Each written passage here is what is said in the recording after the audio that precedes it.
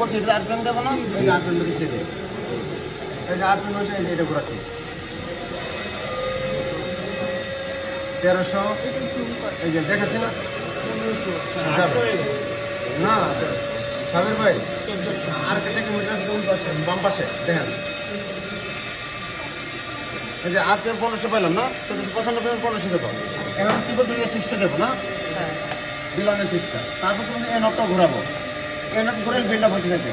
এই নটটা ঘোরাচ্ছি মানে এই কেবল দিয়ে ভিতরে কয়েলটাতে কারেন্ট দিচ্ছি, ওইটা ম্যাগনেট হচ্ছে, এই যে ম্যাগনেট হচ্ছে, তার মানে এই যে কত পার্সেন্ট, 50% হয়ে যাবে, এই যে 70 চলে গেলাম, দিয়ে লাস্টে এই নটটা ঘোরাবো নাকি, এই মিনিট কাজে ঘোরাবো 415 হইল, হয়ে গেছে। তাহলে একটু লিখি, খাতায় লিখে নি,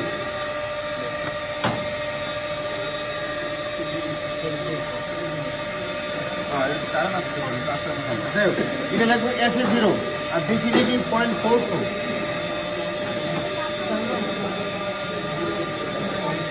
এসি 0 করলে আচ্ছা ঠিক আছে, হয়ে গেল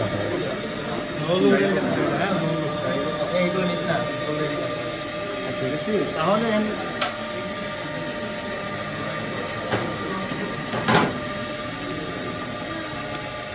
পয়েন্ট ফুটটা কম হবে, এই যে 26 আছে, হ্যাঁ দেখি 26 27 0, এটা 15 না, 0 হবে, এটা 0, এটা লাগবে কত না, আর কত হবে না, আরেকটা মিটার আছে উমর ভাই মিটার আছে,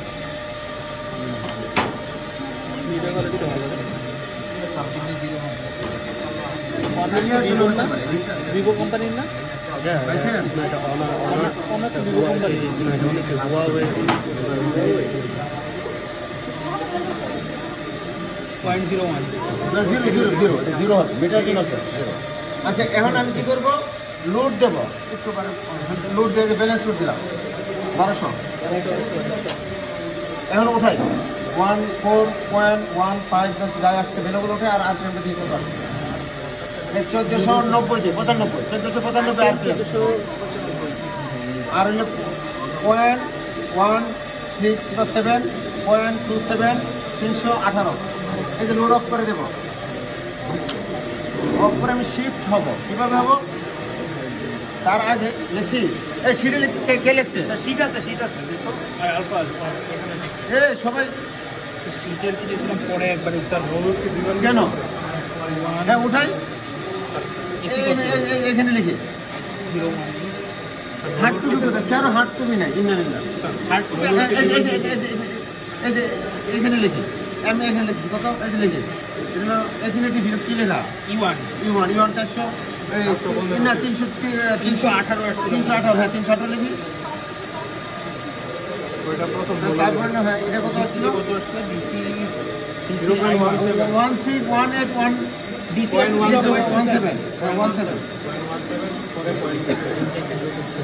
একটা 1727 হয়ে গেছে,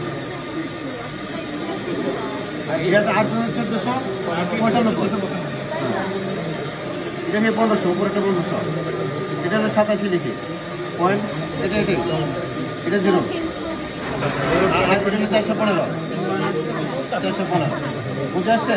এখন কথা বলছি যেটা বলবো এটা কথা আগে যাবো, এখন কি করবো হয়ে যাবে আরপিএম একটু হয়ে যাবে,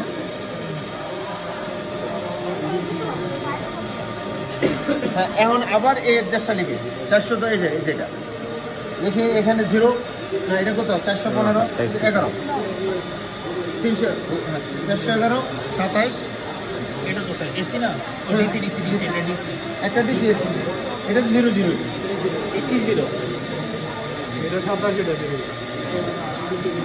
দেখা তো উপর লিখে 0 হয়ে যাবে, এটা রিয়েস্ট্রেশন 1500। এখন আমি শিফট হবো, ওইদিকে যাবো, কীভাবে যাবো, অফ করবো, অফ করে এই যে দিয়ে দিলাম, এই বাবা তারপর দিলাম,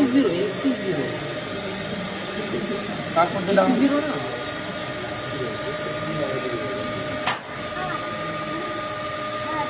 তারপরে দিয়ে এখানে শর্ট থাকে, শর্ট কেবল ইউজ করবো, হ্যাঁ এখান থেকে ক্যাপাসিটি লোড নাকি, এই সুইচটা আবার দেবো, দিয়ে কত আসছে এটা একটু ঘুরে আবার 1500 দেবে, 1350। নুলটা সবসময় সমান, দেখি সেম প্রতিটা এই নুলট প্রত্যেকটা দিতে হবে। আমি নোটটা পরে লিখি, নোট দেবো, নোট দিয়ে হ্যাঁ, নোটটা পরে লিখি। কোথায় বেলা ওখানে এসিতে কত? এসিতে আসতে হলো 0.2, এই 1490 দিন। এসিতে কত আসছে? 1490, 0.22। এক পুস্তকে সবাই জি স্যার। 27, আর ইয়া কত হচ্ছে? 513 হইলো। নোট আউট করে দিলাম। আউট করে আমি কি করবো, আবার 1500তে অ্যাডজাস্ট এদের আবার 1500 দিয়ে আছে কিনা, 20 হয়ে গেছে কিনা দেখি। 1500 আছে, একটু কমা দিলাম।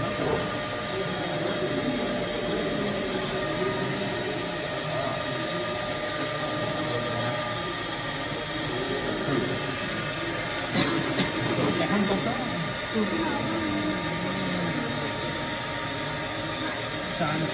যাই সেটাই ওটা 16 না, একটু চেঞ্জ হবে। অফ করে আবার মুছে দিলাম নাকি? DC 0.2। এটা ভ্যালুটা কাটলে রেজিস্ট্রিগুলা নুলোটে লিখে আবার, নুলোটে লিখে দেবে আগের থেকে।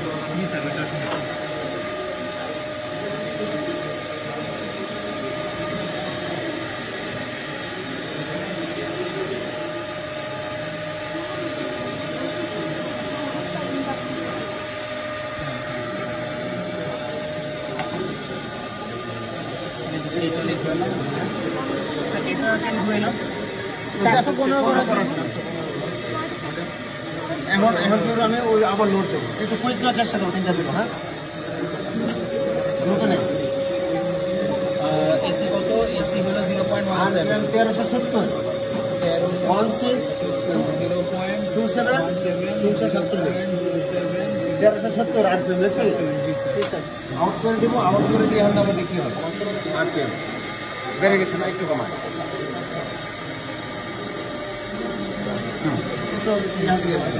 এসি কত? এসি আসছে 0, 0 তো 1টাই দরকার। 27, এটা কত? 1411, 511। এই হইলেও আমাদের দেখাতে একটু অফ কিভাবে করে সবার ফিশিং কল করবে। অফ কিভাবে করবো? অফটা করবো কি, আগে যেটা লাস্ট ফার্স্ট করবো, একই 0 করবো, তার আগে একই 0 করবো, তার আগে একই, তার আগে টোটাল ফাংশনারি বাস। লিখে দিচ্ছি না, লিখে দিচ্ছি। আচ্ছা, যেটা গেছি সেটা রিভার্স আসবে। টোটাল ফাংশনারি বাস। আচ্ছা, মানে সবার আগে তাহলে স্যার এক্সাইটেডটা এক্সাইটেড নট 0 করব, মানে এটা 0 করব, এটা 0 করার পরে পাওয়ার সাপ্লাই এটা 0 করব, এরপর আচ্ছা, এক্সাইটেড। এখন একটা অন্য কথা শুনি আবার। এখানে একটা ওদিকে লিখে আসছে কি, সারা ক্যালকুলেশন হলো n = 120f/p। এখানে লিখে একটু এই যেটা এখানে p যদি মেশিন 4 p যদি 4 হতো তাহলে f টা কত হবে? এই ক্ষেত্রে 1500 হবে, তখন 50, যখন কমে যাবে 1300, লাস্টটা কত আসছে না rpm? বলতে কয়টা ম্যাগনেট আছে? 1370, 1370 হলে ফ্রিকোয়েন্সি কত হবে? বেশি হবে না কম হবে? ফ্রিকোয়েন্সি বাড়লে ইয়া বাড়বে। না না, rpm 1500 টাকা হয়ে গেলে কত? 1370, তাহলে ফ্রিকোয়েন্সি কত হলো? তাহলে বাড়বে। তোর ওমেগা যদি বাড়ে, ওমেগা বাড়লে ফ্রিকোয়েন্সি কমবে। তাহলে মানে অর্থাৎ সোজা কথা, আমাদের ফ্রিকোয়েন্সি, আমাদের এই প্রাইম মুভারটা উইক। যদি এটা স্ট্রং হইতো তাহলে আরপিএমটা কমতো। ঠিক আছে, এই হলো মূলত উইক। নিজের কথা বললো যে প্রাইম মুভারটা যেগুলো বললো এর পিছনে স্ট্রং হইলে কমতো না। এই হইলে জিনিসটা যে আমরা এই মেশিনকে ঘোরাচ্ছি, এখান থেকে বিদ্যুৎ পেলাম, সেই বিদ্যুৎ ব্যবহার করলাম। আমি ওখানে বলেছি নর্মাল কি হয়, এই লেভেলে কিছু ফ্যান চলতেছে, লাইট চলতেছে, তার মানে কি এই লোডটা চলতেছে না। এই নিজেরা কথা বলতেছি কেন, যে এই হলো ক্যাপাসিটিভ লোড, হইলো টিউবলাইট, এনার্জি সেভিং লাইট। এই কথা বলতেছি কেন, মানে এই হইলো কি টিউবলাইট, ক্যাপাসিটিভ লোড উদাহরণ যদি বলি, আর ইন্ডাকটিভ লোড হইলো ফ্যান। যত প্রকার মোটর আছে, মানে এই অল্টারনেটিভ জেনারেটর দিয়ে আমি ফ্যান ঘুরাইলাম একবার, লাইট জ্বালাইলাম একবার, আর কি আয়রন চালাইলাম। নর্মালি সবগুলো একসাথে লোডে ছিল। আমার বাসাতে যত কিছু আছে, light, fan, AC, fridge, oven, যা কিছু সব কিন্তু এই 3 ভাগে ভাগ। এখন আসি এই যে আমার জেনারেটরটা, যে এমআইসি জেনারেটর, যে কারেন্ট চলে যায়, জেনারেটর চালাবো এই স্টেপ কিন্তু চলে না। এখন যদি কারেন্ট চলে যায়, ঠিক আছে, এই যে নিচে যে জেনারেটর, ওখানে কি ঘোরায়? ওখানে এই শেপটাকে ঘোরাচ্ছে ডিজেল ইঞ্জিন। অর্থাৎ এটা তো ছোট পাওয়ার প্ল্যান্ট। এই পাওয়ার প্ল্যান্টটাকে আমি জ্যাকে দিয়ে ঘোরাচ্ছি, তারও ডিফারেন্ট পাওয়ার প্ল্যান্ট নাম হয়। যদি পানির ড্যাম করে যদি ঘুরাই তাহলে hydraulic power plant. Nuclear energy দিয়ে স্টিম করে ঘুরে তাকে নিউক্লিয়ার পাওয়ার প্ল্যান্ট, কয়লা দিয়ে স্টিম করে ঘুরে তাকে কোল পাওয়ার প্ল্যান্ট। এমন আসি যদি পানিতে ড্যাম করে ঘুরি তো ইউনিট পরে 4 থেকে 5 টাকা ইউনিট পড়ে। যদি কয়লা দিয়ে ঘুরাই 8 থেকে 10 টাকা, যদি গ্যাস দিয়ে ঘুরাই তাহলে এই 8 থেকে 10 টাকাই পড়ে। যদি একে ডিজেল দিয়ে ঘুরাই তাহলে 40 থেকে 42 টাকা ইউনিট পড়ে। যেটা আমাদের বাসা বাড়ি যত জেনারেটর চালাচ্ছে সবকে এই হবে, ঠিক আছে। একে ঘোরাচ্ছে, আমি ঘোরাতে পারলে হইল, যে কোনো ঘোরাতে পারলে সোজা কথা।